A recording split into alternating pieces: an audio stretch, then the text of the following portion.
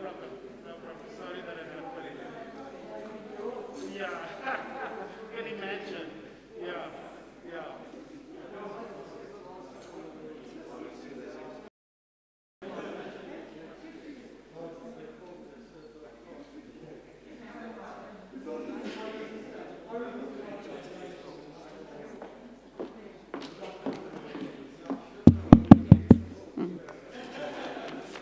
I think just make an announcement to say we're just waiting for people to sit.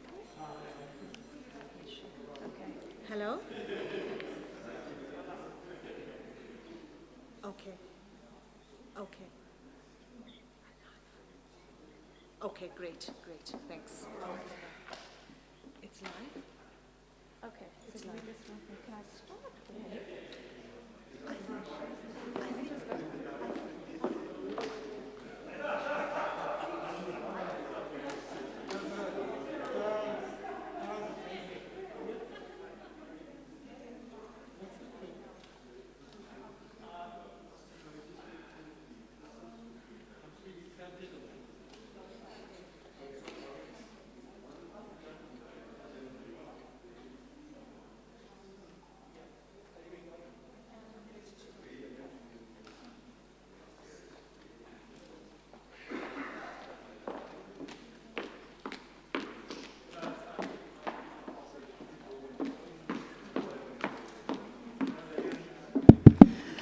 Good evening to our colleagues and friends who are joining us via YouTube. You are live right now.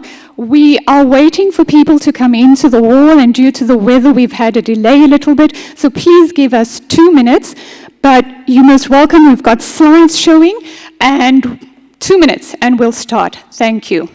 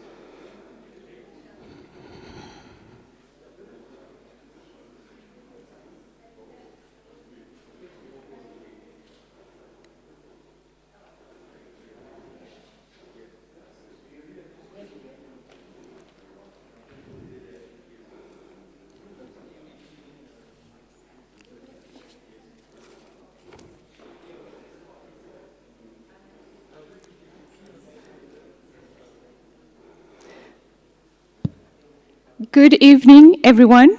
Good evening to the Bizos family, Vice-Chancellor Professor Adam Habib, Vice-Chancellor Designate Professor Zeblon Vilakazi, Wits Council members, senior executive team of the university, friends of the family, of the Bizos family, distinguished members of the legal fraternity, distinguished guests, colleagues, and friends.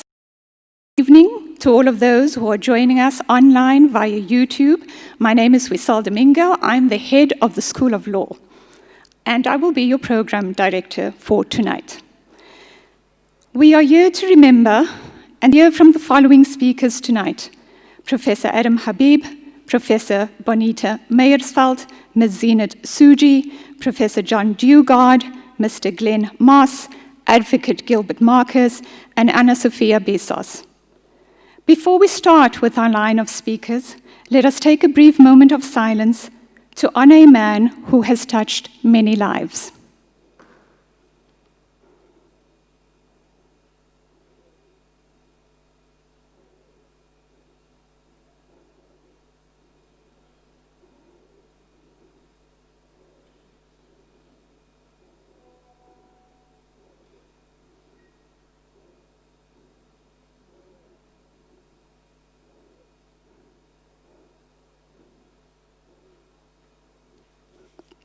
Thank you. I now call on our Vice-Chancellor, Professor Adam Habib.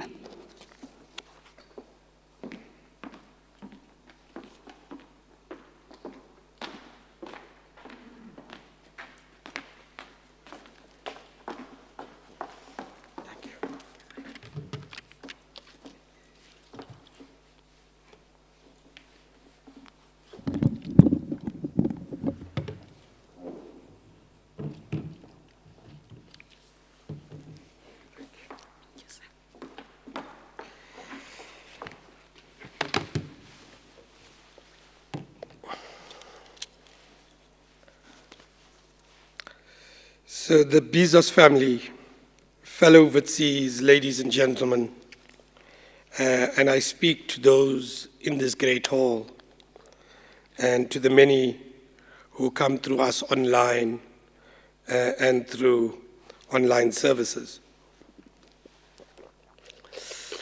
You know, this is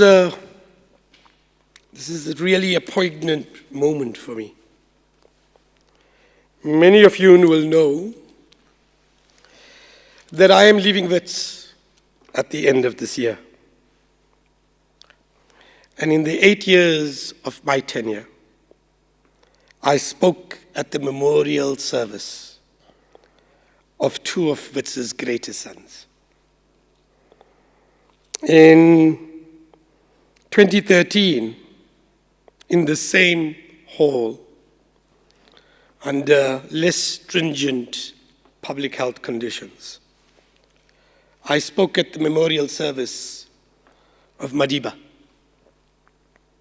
And today, 6 weeks before my departure as Vice-Chancellor of Wits, I speak at the memorial service of George Bizos. These two individuals speak to what Wits is more powerfully than anyone else can. They could never have been more different. Beyond the difference in their physical characteristics, one was born in the rolling hills of the Transkei, the other in Greece, in the southern tip of Europe, on the edge of the Mediterranean. One was a refugee from his native land who fled a war and came to Johannesburg. The other was a marginal member of royalty who comes to make a name for himself in this city. Here in the political cauldron of Johannesburg, in the 1940s and 50s, they truly forged a brotherhood, a humanhood that crosses racial, cultural, linguistic boundaries that have lasted a lifetime. I could talk at this memorial service about George Edwards. I could tell you that he would regale me with stories about this great hall and how he fought one or other vice chancellor here in the 40s and in the 50s. And he had a habit of repeating the stories every time I saw him. I could tell you that every time he visited, he would wander off away from the 11th floor, and I'd be scrambling with security and communications to say, go find George. And inevitably, they will find him surrounded by students, many women students as well, sitting with him and engaging and being animated with him in the most significant of ways. I could tell you that in one of the most difficult moments of my tenure in Fees Must Fall, he would come to my office and sit, encourage me, and simply provide support. And then he would go down and do the same with the student leaders in a different part of the campus. I could tell you all of this, and perhaps I should do so. But today, I really am not.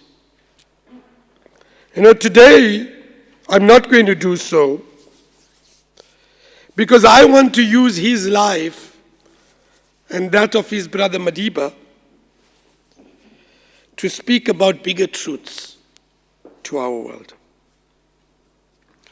We live in a world of identities where your pigmentation of your skin, your culture, your religion, or your language is seen to define all of you and what you can be.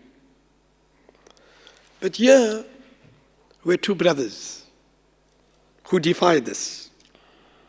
One was born in Greece, as I said, who loved Greece, who loved its culture and its traditions, and yet he was quintessentially African, the son of African soil. He was both Greek and African and saw no contradiction in being both. The other, born in this land, became an icon to the world.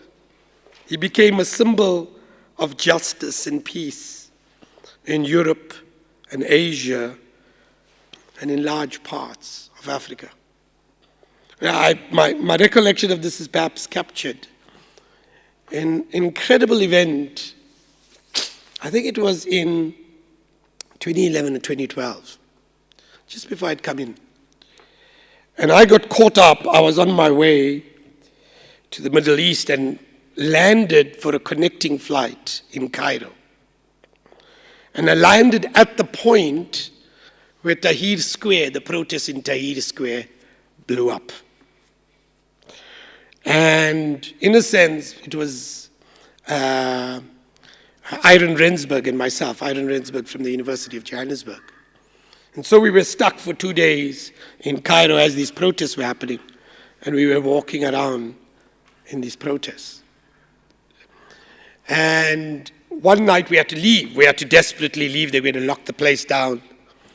And we managed to get flights from Cairo through London, somewhere out back to South Africa. But the military had declared a lockdown in the middle of Cairo. And we had to bribe a taxi driver to drive through Cairo in the midst of a lockdown. And there were these barricades all over Cairo, so you couldn't drive Cairo without being stopped by these barricades. And the thing that took us out of it was Madiba. We're driving, and as we get stopped, I'll pull out my South African passport and I say, I'm from Mad-" and they would open up with its barricades, and we would drive through. Son of the world. Now, why do I raise Madiba and George at George's memorial? I do it because, in a sense, George brings to life. His life brings a lesson to this world in an incredibly important moment. In this world where identities prevail and define who we are. And I say this not in South Africa, but in the US, what's playing out, or in Europe, or in India and in Brazil, nativist identities stalk all of our lands. And in this, fascists and racists once again try to politically organize. And it's worth noting that it was a fascist project that brought war to the land of his birth, that forced George to seek refuge in a country at the bottom end of another continent. And in a sense, in this period of division and hatred, George Bizos and Nelson Mandela serve as a shining star, not to Wits, not only to Wits, not only to this country, not only to this world. These two individuals represent the essence of what is Wits. They were students who became professionals, but they became so much more. George was a European and an African and a citizen of this world. And he, in his interactions with Madiba, bridged culture, language, race, and class, and religion, and dare I even say, politics. Their brotherhood or humanhood in this context saw them through oppression, saw them through imprisonment, saw them through family tragedy. They learned this love, they learned love, they learned empathy, they learned resilience. And they learned it not only in the classrooms of Wits, but outside it, in navigating the human community that presided at Wits. And I raise this again. Their life example has truly never been needed more in our world. Whenever we look in this country and in this continent, I said this earlier, nativist identities stalk our land. Fascists and racists once again try to politically organize. And the life of George Bizos stands as a beacon, a shining light to defeat these ideas and these leaders. We have to realize that there is no hope in these nativist identities, as there is no hope and no future in their political projects. All of our challenges in this moment, in this historical epoch, are transnational in character. Whether it's COVID-19 and public health, whether it's inequality or social and political polarization or climate change or renewable energy, all of these challenges are transnational in character. And the only way to solve them is to bring world-class science, to bring world-class technologies, and local understanding. It is only when we bring those two things together that we can address the local manifestation of the transnational challenges of our time. But that is not possible so long as we do not cohere as a humanity, as a common humanity. We need now more than ever to build the bridges of a common humanity. For without this, we cannot cohere. We cannot come together. We cannot have empathy for each other. We cannot understand what each other is going through. We cannot understand the importance of making trade-offs. And if we don't do that, we can't resolve the challenges of our time. And if we don't do that, we will not survive as a human species. That, if you like, is the essence of the WITS project. A recognition that we are of this continent, but we are for the world. That we produce professionals for this nation, but that we produce citizens for a world.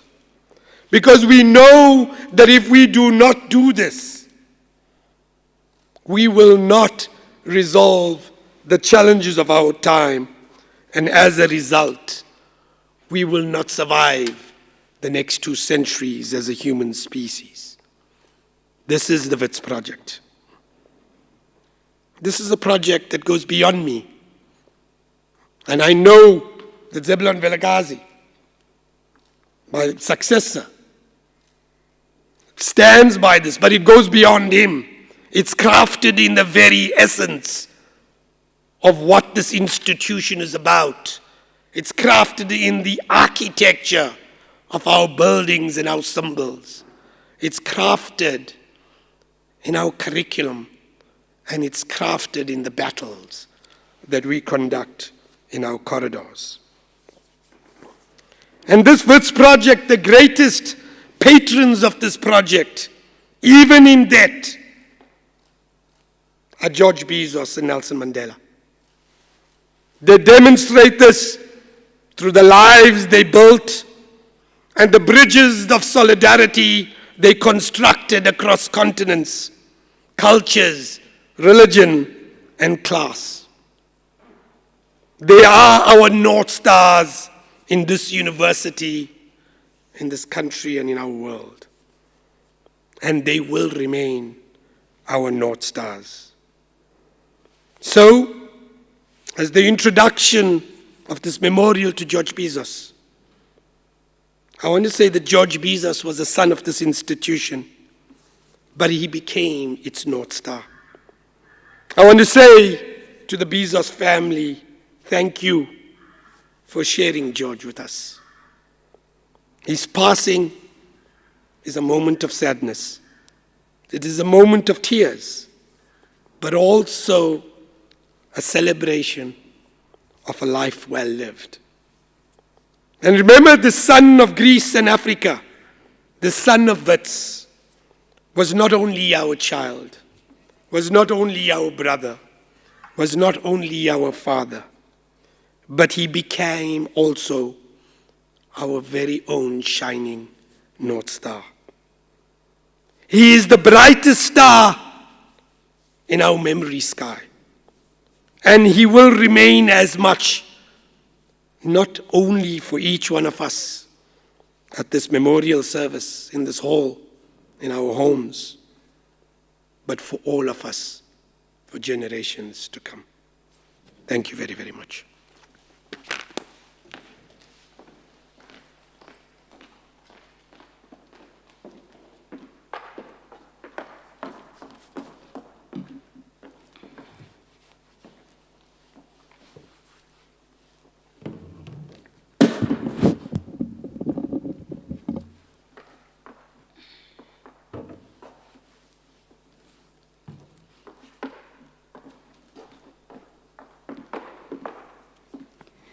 We now have Professor Bonita Meyersveld on our program. Bonita is an associate professor at the WITS School of Law and a practicing advocate. From 2010 to 2017, she was the director of the Center for Applied Legal Studies at WITS. Professor Meyersveld could not be with us here today, but she has sent a video which we will play now.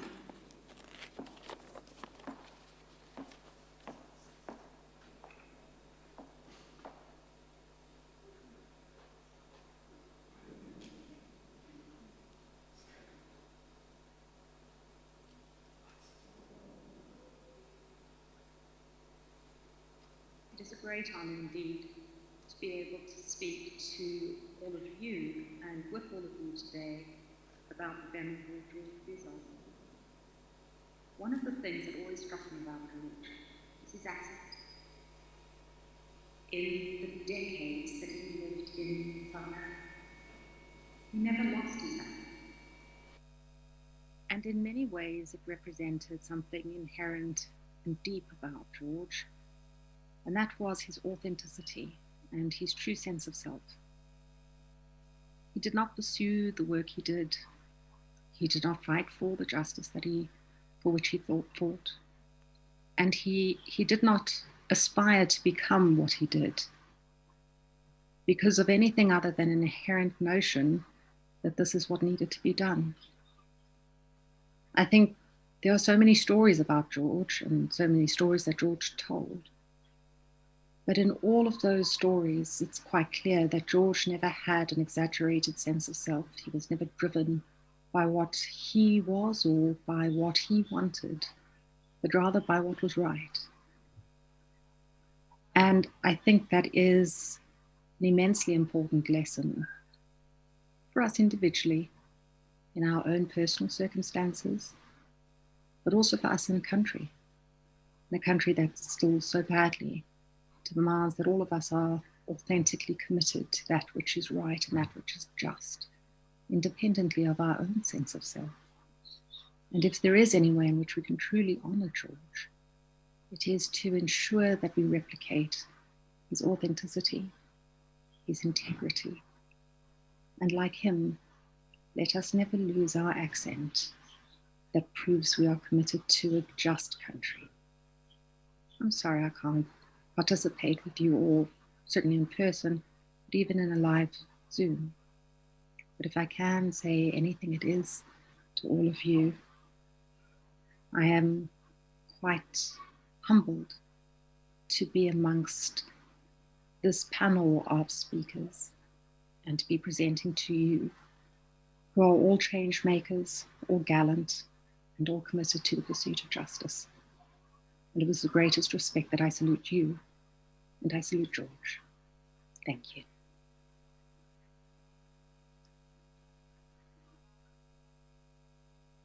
It is a great honor indeed to be able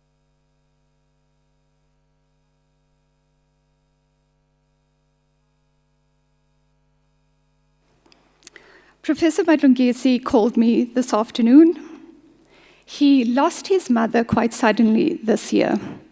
And while writing the speech this afternoon, he said to me he thought he could do it. The speech is done. He sat there and he said he was not able to present himself here tonight.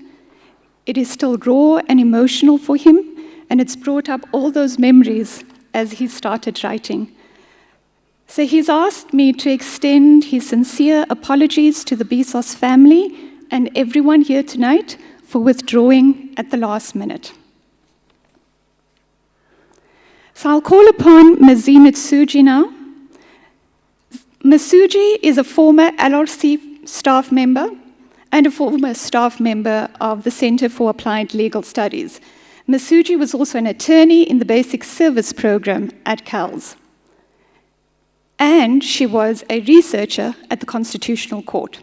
She is currently the Cameron Schreier Fellow at the Southern Center for Inequality Studies.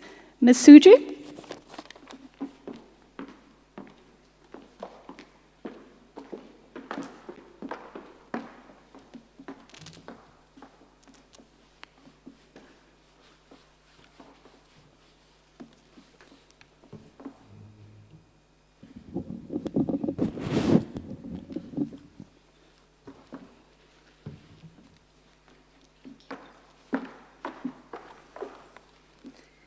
Good evening, Vice-Chancellor, Deans, esteemed members of the legal fraternity, the Bizos family, colleagues, and friends. As I stand before you, I ask myself, am I really suitable to say a few in honor of the stalwart, an upholder, and fighter for human rights? Advocate George Bizos has touched the lives of so many people, as a colleague, a friend, and most importantly, through the impact of his work. I emanate from the younger generation of lawyers, and I'm sure that my address tonight would be different to many of the tributes rendered this evening and at other events prior to this. I view George as a mentor and as a teacher, and the person who enhanced my passion for human rights. My first encounter with George was in January of 2007, when I began my articles, which is training as a legal practitioner at the Legal Resources Center. I was in awe of meeting the man that I had read so much and heard so much about. And here I was, a bright-eyed graduate, who on the first day of my professional career, meeting the man of such great stature. In this first encounter, I greeted George and addressed him as Advocate Bizos, and he immediately said to me, "Please call me George." I was taken aback and felt so uncomfortable. And as I, coming from a cultural background where we taught never to address an older person by their first names, it took me some time to getting used to, but I also realized that he inculcated a space of professionalism merged with humility.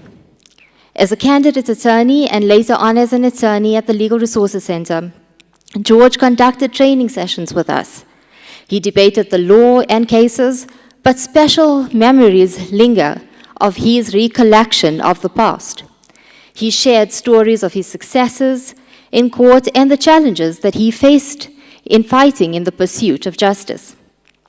And of course, the Rivonia trial was one of many cases that George shared with us. He operated on an open door policy and was never busy for any of us to approach him and discuss a legal matter. George's humility was astounding. He treated each person with the utmost respect, regardless of one's race, gender, religion, creed, age, and level of experience. Personally, his treatment of me on a professional level provided me with the confidence I needed in the workspace. He subtly removed the inhibitions and doubts that I had of myself. So I take this moment as I wish to share two personal stories and fond memories of George that will remain with me forever. The first of which I remember so vividly. It was a Friday, and I was dressed with the traditional Islamic or Arab attire. George asked me if I was attending mosque for the Friday afternoon prayer. And I said no. We discussed the issues that women were not allowed at mosques in Gauteng, to which he responded that you should challenge this issue at the Equality Court. He was dead serious and disappointed that we could not practice our faith on an equal footing with our male counterparts, and especially in a democratic South Africa. After all these years, Muslim women still continue to face this challenge, and perhaps I should have listened to George approximately 13 years ago, and we would be in a different space. But I guess it is never too late to take George's advice and litigate the issue that provides equal access to mosques in South Africa. The second is a memory of the moment that every young lawyer dreams, and that is getting admitted after 2 grueling years of articles. George loved this aspect of his job and would with pride move applications for article clerks. So when the day arrived for my admission, I had the privilege of George representing me and moving my application. He was in no position to do so. George was extremely ill, and despite being so ill, he traveled to Pretoria, waited until my matter was called, and delivered a moving and emotional address to the judge, who with no hesitation granted my application for admission. I sometimes wonder whether the judge really believed in my ability or granted the order because he was intimidated by George. It was at this moment that I realized the professionalism and dedication that George embodied. It was not only to the clients and fighting for the reputational human rights cases, but doing matters that impacted the broader scheme of the profession, celebrating the entrance of young lawyers to the profession. He could have turned me down and said that he was ill and would not be able to make it, and I would have understood. But no, he attended at court and fulfilled his undertaking. This was a lesson that I was taught early in my career. Never let your client down, regardless of what life throws at you. I also learned to treat people in a manner that makes them feel valued and important. George, you have left us, passing on the baton to complete the task that you have started. It is up to us, as the future human rights activists and lawyers, to rise up to the challenge that you and our many other predecessors, like former President Nelson Mandela, Chief Justices Arthur Chaskelson and Pius Langer, Bram Fischer, Judge Navi Pillay, and Victoria Mxenge, have, to name a few, have fought so hard to accomplish. It will be exceedingly difficult to fill your shoes, and I can only hope that you would be looking down upon us with pride and admiration and not disappointment. I hope that we would be able to emulate your passion, humility, courage, integrity, and brilliance in and out of the courtroom. The human rights violations and injustices in our society persist, and we have a long way to go before we have a country where social, racial, and gender injustices are eradicated. Thank you, George, for being the teacher, mentor, lawyer, and the human rights advocate. Importantly, rest well, Advocate Bizos. It is rest that is very much well-deserved. As we say in Islam, it is to God we belong, and unto Him is our return. May you have ultimate peace. Rest in peace, dear George.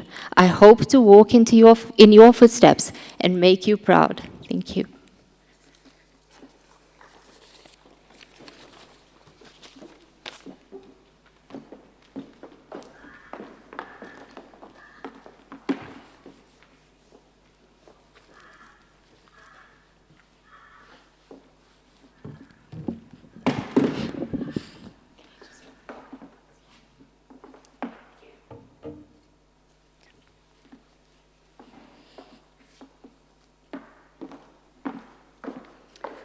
Our next speaker is Professor John Dugard. Professor Dugard was a professor here at the School of Law at Wits and the director of CALS from 1978 to 1990. He is retired from Leiden University but continues to teach as an ad hoc and to do international work for the Palestinian Authority. He is a barrister at Doughty Street Chambers, London, and The Hague. Professor Dugard has sent us a video message which we will play now. Good evening. Thank you very much for inviting me to participate in this memorial service to honor George Bizos. George and I were very close friends. We worked together as counsel in a number of cases, and we were collaborators in a number of causes. We worked together in Lawyers for Human Rights, Center for Applied Legal Studies, Legal Resources Center, and so on. The South African human rights group was very small, and so we all came to know each other extremely well in those days. I want to talk this evening about two qualities of George that I think were quite remarkable. First of all, there was his ability to understand the political trial, and secondly, there was his ability to relate to the cause of his clients and to encourage his clients. Let me start with the political trial. The traditional view held by most lawyers is that there is no such thing as a political trial. There's a criminal trial and a civil trial. There's no political trial. But this, of course, is nonsense in a situation such as that of apartheid South Africa.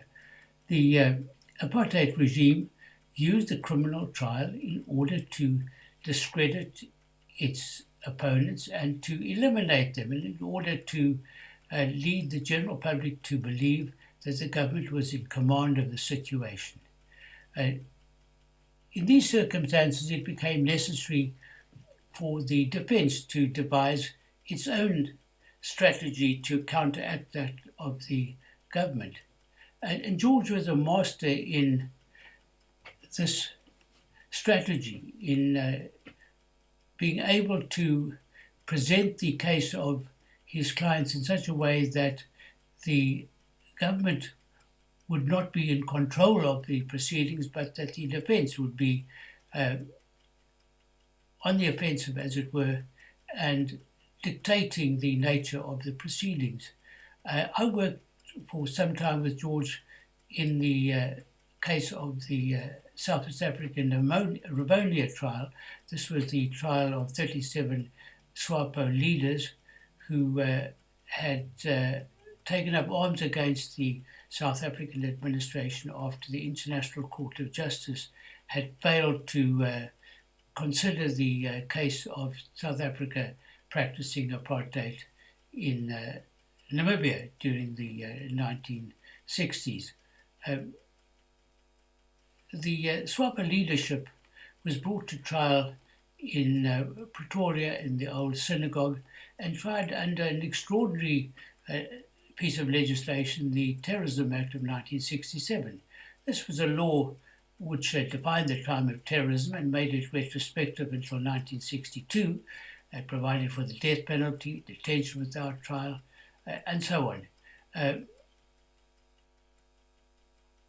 When George was confronted with this piece of legislation, he persuaded Naomi Phillips, the leading counsel in this case, to challenge its validity on the grounds that it had been enacted the revocation of the mandate for Namibia, Southwest Africa.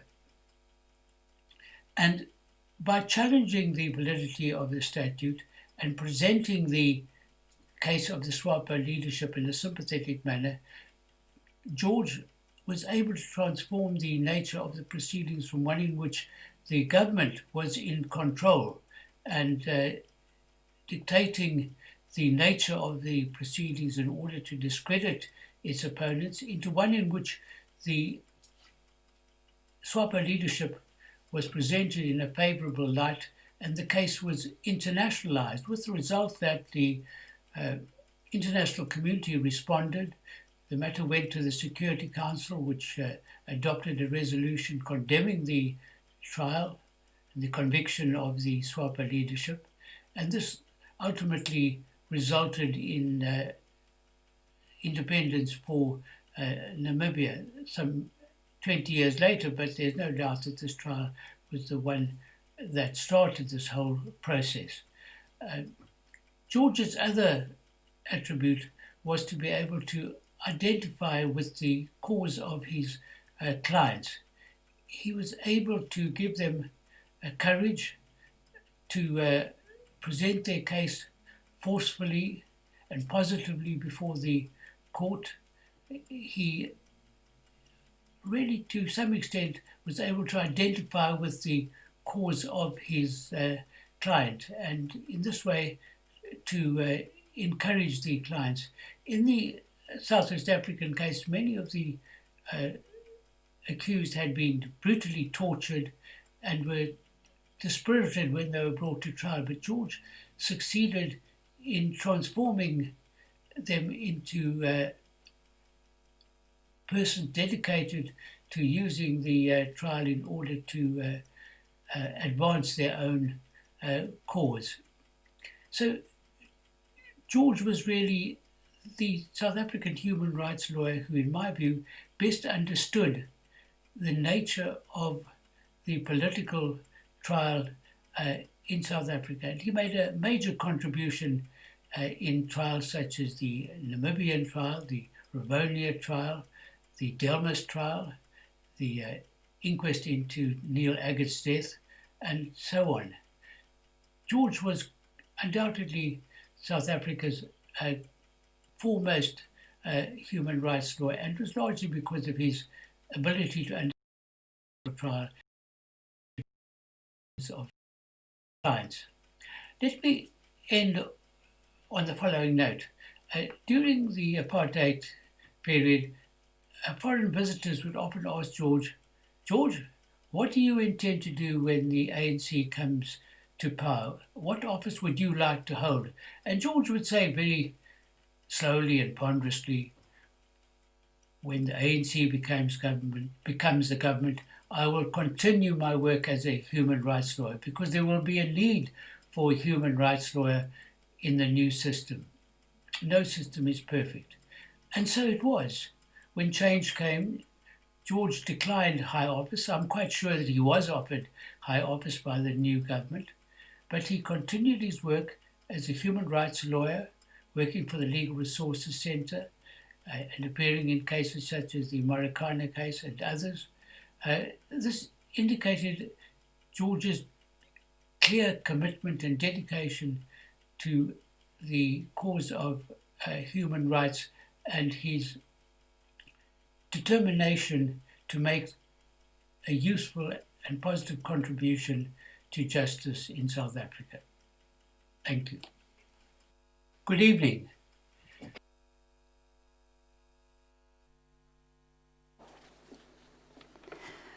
Our next speaker is Mr. Glenn Moss. Mr. Moss was the SRC president at WITS in 1973 and 1974, the first accused in the NUSAS trial, in which George was the member of the defense team.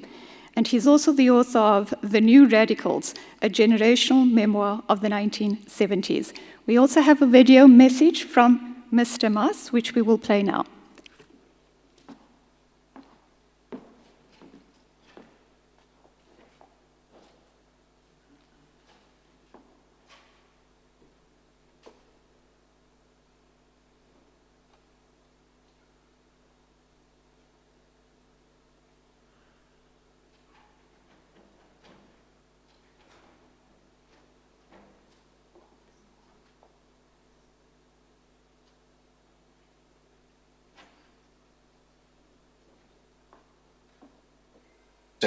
In which I was the first accused. Led by Senior Counsel Arthur Chaskelson, together with George and Dennis Cooney, instructed by Attorney Raymond Tucker and his then clerk Geoffrey Butlander, it would be hard to imagine a team more skilled in the defence of political trialists. George might, I think, have wanted to be described as much a philosopher as a lawyer, and it would have been unsurprisingly to the classical Greek philosophers that he might have turned for guidance. His passion for all things Greek was obvious. During one break in court proceedings, he came across me reading a book by the Marxist political philosopher Nikos Poulantzas. "What are you reading?" he asked me. Poulantzas, I began explaining, is one of the most important of the new Marxist theorists of the state. With enthusiasm, I began waxing lyrical about different fractions of the state. George interrupted my impromptu lecture. "He must be good," he said. "He is Greek." And he ambled off slowly to talk to others less inclined to lecture him on political philosophy. I had first met George in court a few months earlier, when my co-accused and I were applying for bail after our arrest. Here was this large man, distinguished by a broad red tie, talking slowly and loudly to a dishevelled group fresh from the cells of John Foster Square. Everything about George seemed enormous, measured and confident. George was so much more than a lawyer. His passion for life and living, his empathy for those whose lives he defended, his compassion and loyalty, all made for a person of enormous depth, integrity and intelligence. Years later, I was working as a paralegal in the offices of attorney Priscilla Jana, who also recently passed on from this life. I used to fetch George early each morning for our tedious drive to Pretoria, where we were defending a group of young Umkhonto-we-Sizwe soldiers. Imagine my surprise when on the first morning I arrived at the Bizos home to find George in his pyjamas, working in his lush vegetable garden. Not an unambiguously glorious sight, George in his striped pyjamas. "I do this every morning," he explained. "Sit down, drink some coffee, and I will be ready soon." Minutes later he re-emerged, showered, hair wet and combed, jacket and tie in place, and ready to continue the battle. One of the accused in that trial confided that a senior MK member had sought to use military missions to smuggle vehicles and other contraband. What was I to do with this information? Passing it on to the ANC was dangerous, Suppressing it was immoral. I put the dilemma to George, who himself would face danger if he was involved in disclosing information gleaned in the preparation of a legal defence. Almost Socratic in his response, George told me that I should ponder the issue based on my political beliefs and loyalties, and I would know what the right thing was to do. And so my report on the illegitimate use of MK networks was forwarded to the ANC. Over the 6 weeks George and I met to prepare my defence evidence in the New South trial, he often asked how I would describe, if asked in cross-examination, my political ideology. As a democratic socialist, I responded. Is that not the same, George would ask, as a social democrat? No, I would push back. There's a world of difference. But, said George, you have pleaded not guilty to the charges of furthering the aims of communism and membership of the Communist Party. That means you are saying you are not a communist, as defined in South African law. He was sceptical if a South African court would accept or understand a distinction between democratic socialism and communism. I needed to think very carefully about what I would say in court and its impact not only on my defence, but on the defence of my four accused.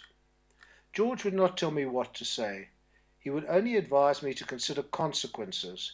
In the event, I was not asked that question in my lengthy cross-examination, and so the Johannesburg Regional Court was spared a lecture on the distinctions between communism, democratic socialism, social democracy, and radical liberalism, much, I am sure, to everyone, including George's relief. George's place in the crafting of Mandela's speech from the dock in the Rivonia trial is well known. Perhaps less prominent in history is his role in the trial of 37 Namibians, who the South African authorities had illegally detained and then charged under the Terrorism Act. One of the accused was Herman, as he was then known, Toivo Yetoivo, a prominent SWAPO leader.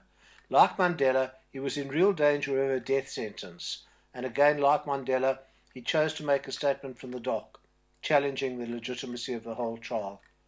George had reviewed and advised Toivo on the consequences of his proposed statement, and one can hear an occasional echo of the Bizos voice in what was said. My lord, challenged Toivo in his statement, we find ourselves here in a foreign country, convicted under laws made by people we have always considered foreigners. He went on to challenge the trial judge, who had the power of life and death over him. In the last war, he told the judge, I joined the army for this country, while this judge was a traitor and belonged to the pro-Nazi underground organization which committed sabotage as I stood guard at military installations. Now I am called a coward by him, and he is a judge. George was concerned that such a direct challenge to the integrity of the presiding judge might provoke a death sentence, but he was not prepared to advise Toivo to censure his statement, only to advise him not to challenge the judge to impose the death penalty. Yetoivo was sentenced to 20 years imprisonment and went on to become a minister in Namibia's first post-independent cabinet, another of George's clients who went on to high leadership positions in post-struggle worlds. George was central to a number of inquests into deaths of detainees held under the range of laws allowing the security police to incarcerate and interrogate those in their custody. Steve Biko, Neil Agate, Ahmed Timol, and many others. George had little expectation that justice would be obtained for those tortured to death, but he did believe that a price could be extracted from the security police and the state by exposing their actions. George was instrumental in exposing the abuse of state power for well over 4 decades, from inquests to TRC hearings to the Marikana Commission. That is one of his greatest legacies. George ensured that anyone who was willing to hear knew about the horrors of the apartheid state and those who collaborated with it. No one can claim that they did not know what was happening during the apartheid years. Rather, some chose to see and listen and hear, and some did not. Thank you, George, for that enduring legacy, and for so many other things.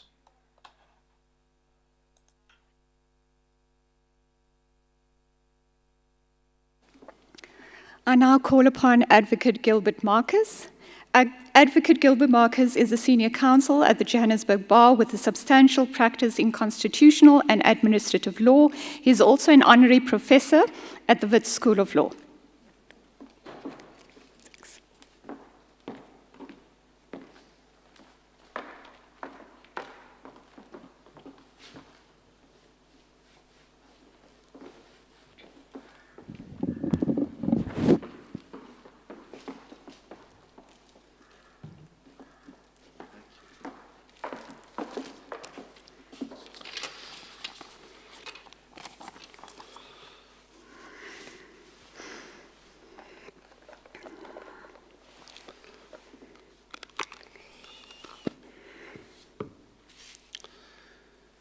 Thank you. It is a great honor and pleasure to pay tribute to George, whom I've known for the better part of 40 years. He was a mentor, a colleague, and a friend. I've had to give careful thought about what I could say that hasn't already been said in the vast amount of media coverage about George's life and his achievements, and of course not to mention the fact that George himself has written a hefty autobiography. In the end, I've decided to recount a little-known episode which I've written up as part of a tribute to George by the Johannesburg Bar. It encapsulates three of George's qualities which he possessed in abundance: integrity, courage, and tenacity, laced with more than a tinge of obstinacy. It occurred during the Dalmas treason trial, a trial which, in John Dugard's words, was a quintessential political trial. The Dalmas treason trial was one of the longest in South Africa's history. It took up 437 days in court over a period of 37 months. It was heard in the politically charged atmosphere of emergency rule. The charges of treason and murder flowed from the mobilization of the United Democratic Front and other internal political movements against the bogus reforms ushered in by the tricameral parliament. The accused were alleged to have been responsible for the nationwide protests and violence that erupted in opposition to these measures. The legal team was led by Arthur Chaskelson and George, together with Zach Yacoub, Karel Tip, and me. Arthur and I were part-timers, only attending court for specified purposes. George, Zach, and Karel endured the grind of daily attendance with fortitude. George's endurance was legendary. The case tested it to the limits, but George was up to the challenge. He had earned the nickname from those on trial, Matla and Klu, the strength of an elephant. The presence of George Bizos and the trial judge, Kees van Dijkhorst, in the same courtroom over a lengthy period was an accident waiting to happen. They were polar opposites. Van Dijkhorst was precise, cold, authoritarian, and clever. George was effusive, warm, generous, and also clever. The trial soon became a battle of wills, and clashes between counsel and judge were frequent. The legal team met every Sunday afternoon at Arthur's house to discuss the week's evidence and to receive strategic direction from Arthur. Reports from George, Zach, and Karel indicated a perception of a hostile attitude from the judge. Arthur, never one to accept anything at face value, would interrogate these claims and usually dismiss them as lacking legal significance. But the weekly reports persisted, ranging from concerns about interjections by the judge to accusations of impatience and a lack of fairness. Eventually, Arthur instructed that all these be compiled for later assessment. The list grew and grew. Matthew Chaskelson, Arthur's son, then a law student, and assisting in the case, eventually compiled a list of some 500 incidents that had occurred in the trial. At the end of the trial, several of the accused, including Tera Lakota and Popo Molefi, were found guilty and received lengthy terms of imprisonment. An appeal was essential. The question arose as to what should be done about the 500 incidents. It was decided that these should be the subject of the application for leave to appeal. It was formulated on the basis that the trial judge's interventions by way of questions or observations were of a frequency, length, and nature such as to create an impression of subjectivity and partiality. Arthur was reluctant to argue this part of the leave to appeal, not because he thought it had no merit, but because he was not sufficiently steeped in the atmosphere of the trial to be able to do the argument justice. And so it was left to George. On the morning that the point was to be argued, Arthur and I had briefly gone to the court library to research a point that was due to be argued later in the day. We left the court when George began to address the first incident. We were anxious to return to court to be ready to argue when George was done. We were confident that the 500 incidents would be dispatched quickly, one way or the other. How wrong we were.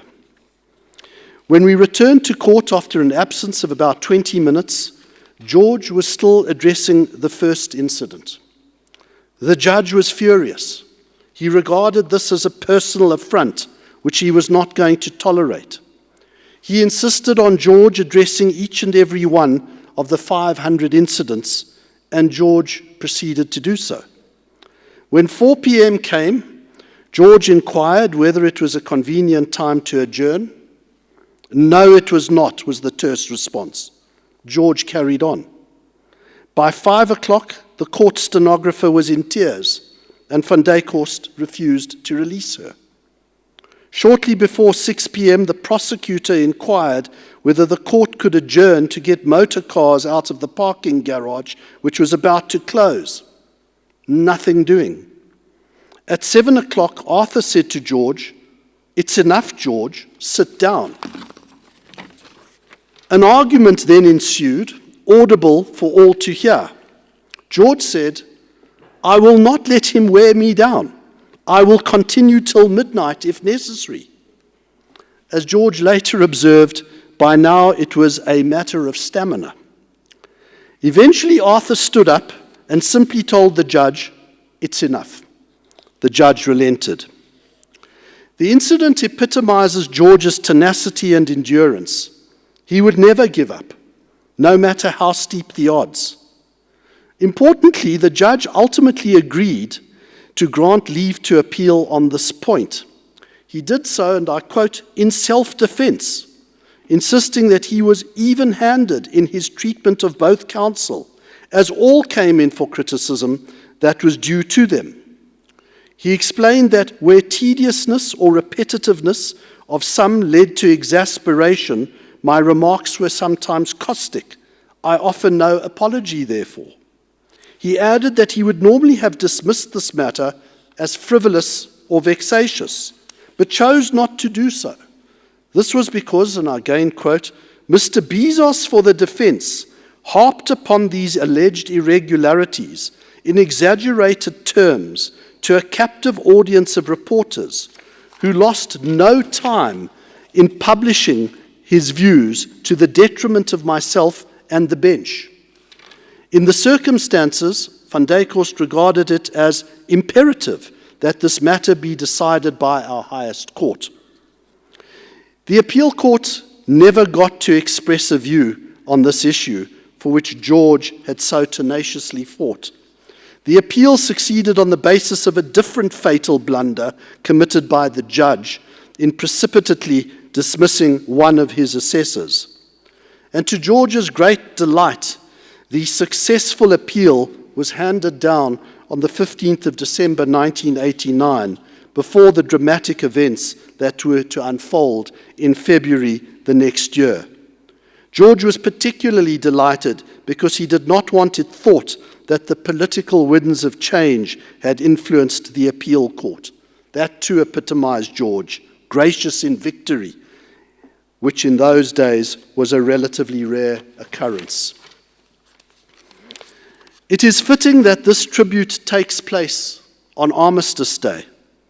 In many ways, George was a soldier in the fight for justice. And on Armistice Day, soldiers are traditionally remembered and honored with a line from the poem For the Fallen by Lawrence Binyon, which applies also to George. It reads, "At the going down of the sun and in the morning, we will remember them." Thank you.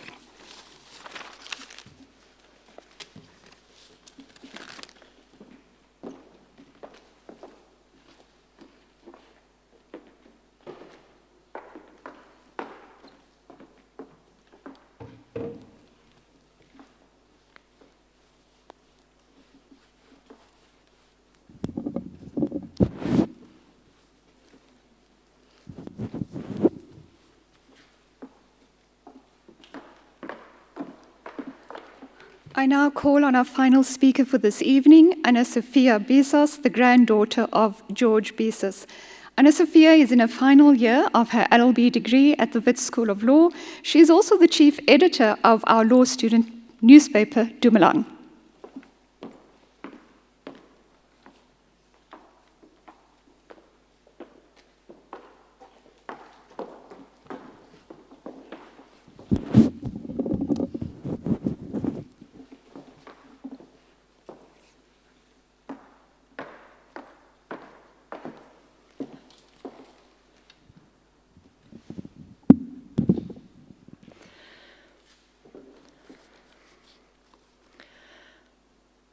Good evening, all, ladies and gentlemen, the Vice-Chancellor, Habib, Professor Domingo, and to all those joining in online.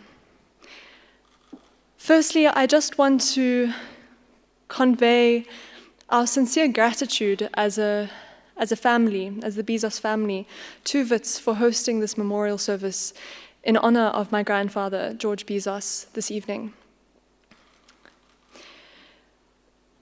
As has been mentioned several times now, the University of the Witwatersrand was and is my grandfather's alma mater.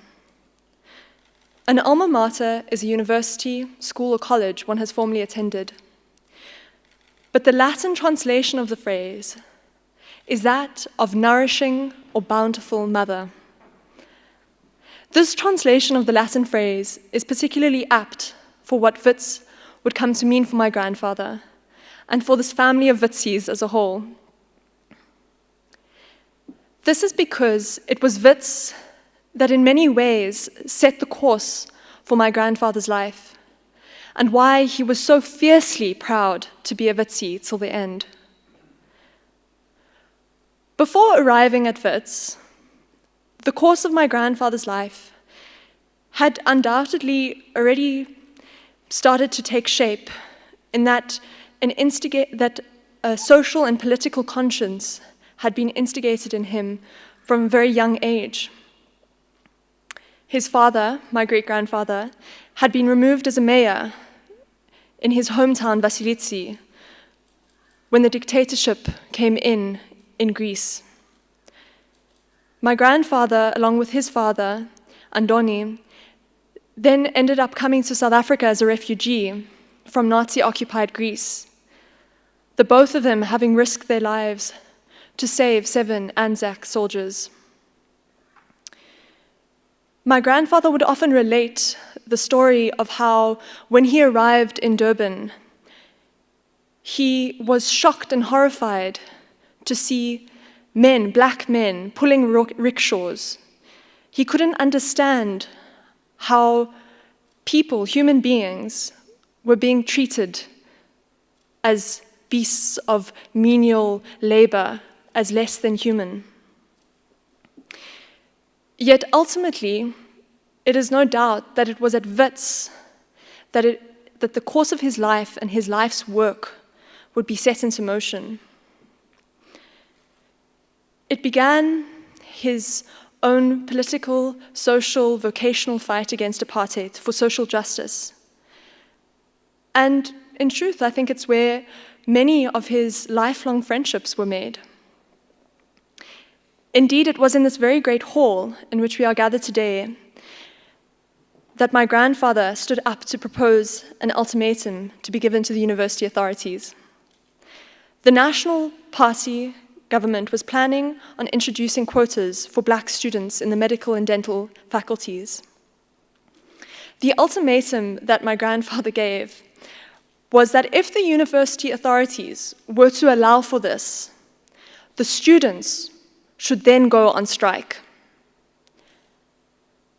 This then triggered a response from the then Prime Minister Malan about the small group of leftists causing trouble at the university.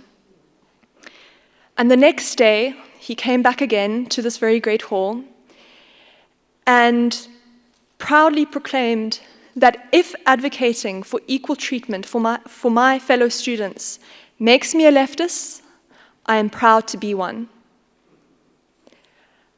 As he would then say, the next morning in Die Transvaal, the headline was published, Linksgesind en trots daarop. Excuse my pronunciation, I didn't do Afrikaans at school. What it translates to is leftist and proud of it. It was this public statement that then in turn precipitated his meeting with Nelson Mandela on this campus. And it was through his involvement here and through that statement and his own beliefs about justice and equality that Nelson Mandela and him were to have 60 years of friendship. There's another event that he would frequently recall to me, where he was being grilled about whether or not he would respect a tradition of non-involvement in wider political issues as a member of the SRC. It was Arthur Chaskelson, who would later become our first Chief Justice of the Constitutional Court, that stood up in support of him. His statement was that instead of being preoccupied with these notions of tradition, of keeping back from wider politics, that what should be asked is what is right and what is wrong. Again, another friendship, another lifelong friendship was born of this particular incident.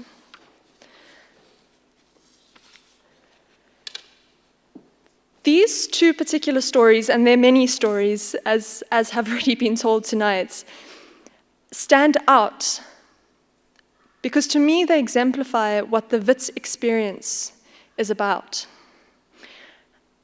As students of this university, we are challenged not only to learn and grow in our academic work, but also to grow our social and political consciousness. I believe it's also a place where these lifelong friendships are born. And I think both my father and my two uncles, Damon and Kimon, can attest to this. The three of them also went on to graduate from Wits University, all three of them in 1983. My two uncles from medicine, and my own father from mechanical engineering. Before this evening, my father related to me that it was my grandfather's fear that any political activity by him and his brothers would be used against my grandfather. And my grandfather just requested that they didn't engage in any underground activity. This didn't mean, though, that they didn't involve themselves in student politics and anti-apartheid activism. When I find 70 years later in law school, my life is different to the one my grandfather went into. In 1948, it was still and male. This was a point of particular pride for my grandfather, that things had changed so much. He had been invited to a graduation ceremony some years back, and he would always come back to this and say to me, Anna Sophia, when I sat there, the students graduating with their law degrees were black and female, predominantly. This was what he saw. And even in debates and discussions we would have over dinner, where I and my youthful enthusiasm would be saying we need more change, we need to grow, and we need to really eradicate the inequality and racism that still pervades, he would agree with me that work still had to be certainly done. But with optimism, he would relate and refer back to this particular ceremony that he had attended and say to me, see, things are changing, things have been changing. Ultimately, the WITS that I attend today is still one that pushes us to grow, that pushes us to develop and really have principles around our social and political conscience, and also to continue making these strong and beautiful friendships. This year, this November, is set to be my final set of exams for my LLB. My grandfather promised me that he would attend my graduation next year. But he did say it had one caveat, that he was still around. And he won't be able to be there next year. Perhaps it will all be online with COVID. He won't be there in person, but I know that in spirit, he will be there.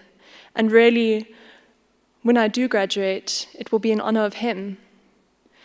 I think, ultimately, what my grandfather's story with WITS, beyond WITS, in all the work that he did and the way he treated people and related to people and was so passionate about social justice, what he really asks of us as a new generation of Witsis, of South Africans, is to continue the fight for social justice, for real equality, for substantive equality. And so, with that, I put out a call, as it were, to my fellow Witsis, to my fellow South Africans, to continue his legacy in this way. And I thank you all for being here today and for all the stories that have been shared. As I said, as a family, this is a real honor and privilege for us to be here, and we are very honored that WITS the time and the effort to put this event together. So thank you, and stay safe and stay well. Thank you.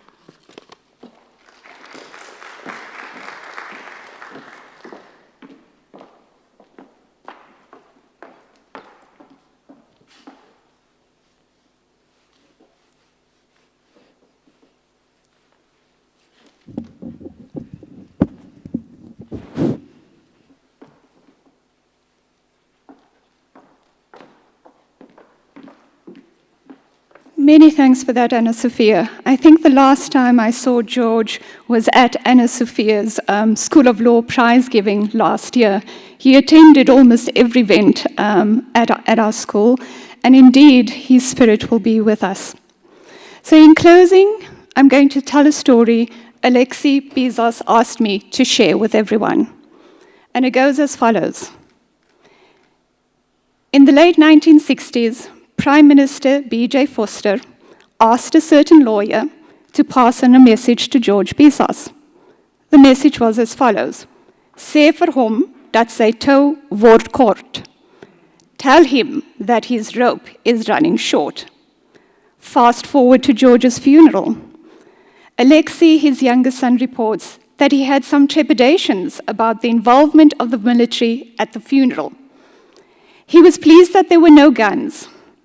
In the coming out of the Hellenic Community Center in Dugard Park, where the official part of the ceremony took place, he noticed the coffin going up high on a military carriage. The immediate thought that he shared with his brother Damon and the president, as they were together in the front of the procession, was, B.J. Foster, where are you now? They all had a good laugh. Any misgivings Alexei had in relation to the involvement of the military melted. And so it's on that note that I wish to thank the Bizos family and our speakers here tonight for sharing their special memories, thoughts, and reflections of one of WITS's most notable alumnus, Advocate George Bizos, a stalwart in the fight against apartheid. We are all now, and I say we are all now, the representatives and ambassadors of George Bizos's legacy. Thank you all for joining us here at the Great Hall and online. Good night and take care.